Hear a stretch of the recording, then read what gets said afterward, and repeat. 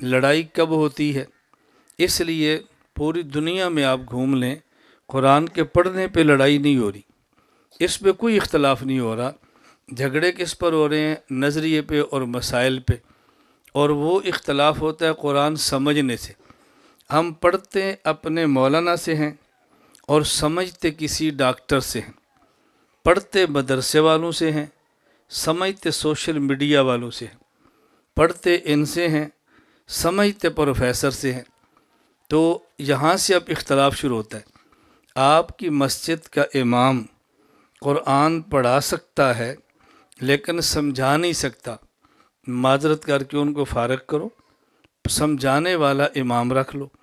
اور اگر پڑھا بھی سکتا ہے، سمجھا بھی سکتا ہے، تو آپ پڑھتے ان سے ہیں تو سمجھتے ان سے کیوں نہیں ہیں؟ پڑھتے ان سے ہیں، سمجھتے اوروں سے ہیں۔ اور جب یہ بات میں سمجھاتا ہوں تو لوگ کہتے ہیں کہ جی مولانا صاحب تنگ دل بہت ہے، سینہ چھوٹا بہت ہے، یہ فلاں کے مخالف ہیں۔ میں دیکھتا ہوں کہ آپ کا سینہ بڑا ہے یا چھوٹا۔ میں آپ کے یہاں سکریالہ گاؤں میں آیا ہوں، یہاں ہمارے اس بیان میں مثلاً یہ بزرگ سفید پگڑی باندھ کے بیٹھے ہیں، یہ انگریزی نہیں جانتے، یہ حج پہ گئے، ان کے ہاں دوستی ایسے آدمی سے لگ گئی جو امریکہ سے آیا تھا، اکٹھے آتے رہے جاتے رہے، سلام دعا کرتے رہے، انگریزی نہیں آتی لیکن موبائل ہے، ایک دوسرے کا نمبر لے لیا۔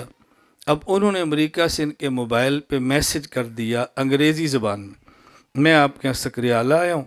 تو ان نے موقع مناسب سمجھا کہ مولانا صاحب عالم ہیں، تو ان سے میں ذرا اپنا میسج سمجھ لوں۔ مجھے کہتے ہیں مولانا صاحب میں حج پہ گیا تھا، ایک امریکہ کے مسلمان انگریز سے دوستی لگ گئی، اس کو پنجابی نہیں آتی، مجھے انگریزی نہیں آتی، میسج انگریزی میں آ گیا ہے، تو یا آپ مجھے سمجھائیں۔ میں کہتا ہوں بابا جی میں انگریزی پڑھ نہیں سکتا۔ یہ فرماتے ہیں کہ مولانا میں نے آپ سے کہا پڑھو، میں کہہ رہا ہوں مجھے سمجھاؤ۔ میں نے کہا بابا جی میں انگریزی نہیں پڑھ سکتا۔ بھئی پڑھ نہیں سکتے تو نہ پڑھو، میں تو کہہ رہا ہوں سمجھاؤ۔ تو میری بات سمجھ نہیں رہا، اب ان کو تھوڑا سا غصہ آنا شروع ہوتا ہے۔ تو میں نے کہا میں کیسے آپ سے عرض کروں، میں انگریزی نہیں پڑھ سکتا، میں کہہ رہا ہوں پڑھو، میں کہہ رہا ہوں سمجھاؤ۔ اب ایمان کے ساتھ بتاؤ آپ مجھے سمجھاؤ گے یا بابا جی کو؟ اونچی آواز سے آپ بابا جی سے کیا کہو گے؟ نہیں آپ کیا کہو گے؟ آپ کہو گے کہ مولانا صاحب انگریزی پڑھ نہیں سکتے تو سمجھائیں گے کیسے؟ بابا جی اس سے دیکھو جو انگریزی پڑھ تو لینا۔ اب آپ سارے ان کو سمجھا رہے ہیں۔ میں کہتا ہوں ڈاکٹر ذاکر نائک قرآن پڑھ نہیں سکتا، آپ اسے سمجھتے کیوں ہیں؟